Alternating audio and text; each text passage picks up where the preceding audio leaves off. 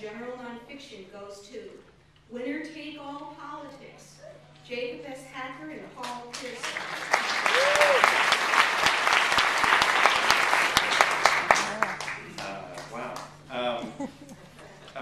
When we received the nomination, I was so proud just to be included in this list of writers, but I wasn't expecting this. And I'll just very quickly say regrets from my co-author and thanks from me to Jacob, who is just the best collaborator and friend you could have.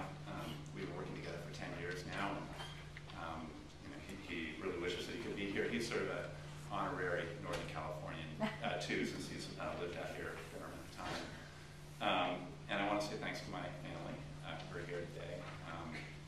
Sitter and Seth have encouraged my writing since Seth was old enough to identify my job as sitting at the table drinking coffee.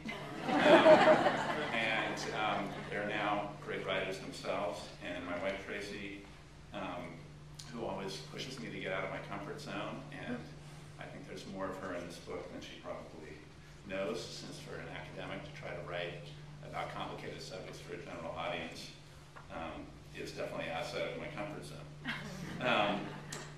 The book, there's a nice summary of the book in the program, and it focuses on how over the last generation the U.S. has shifted away from being a broad-based democracy to something that starts to look more like an economic oligarchy.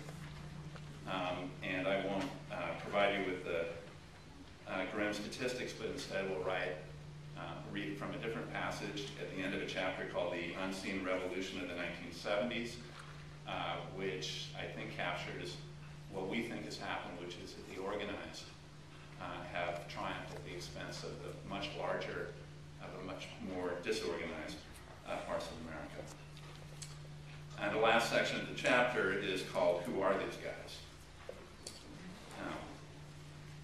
We've always had a fondness for buddy flicks, and one of the best captures the central message of this book, really.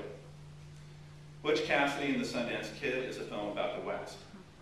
Like many of the great Westerns, it's really about the death of the frontier. Butch, Paul Newman, and Sundance, Robert Redford, are charming rogues of moderate talent. With good humor, they exploit the disorganization of frontier life.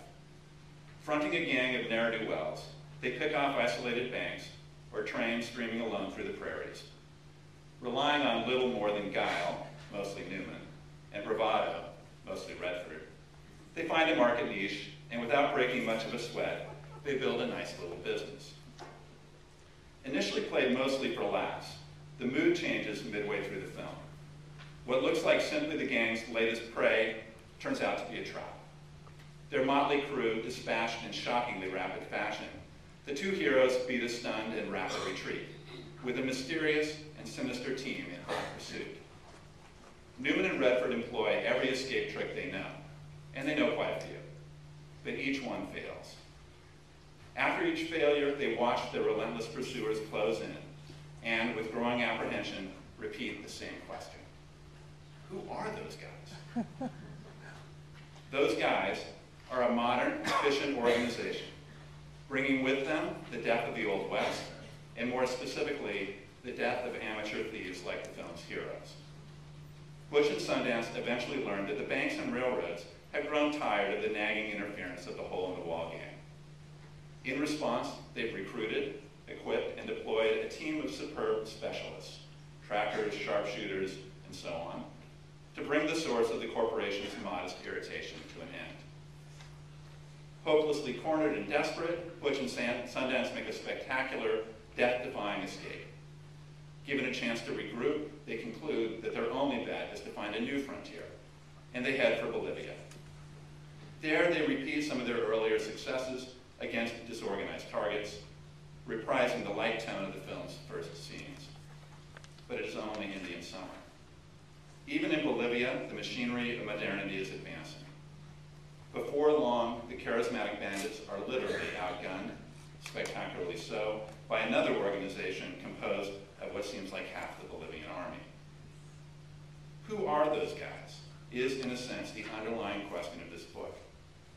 Why has Washington made the rich richer and abandoned the middle class?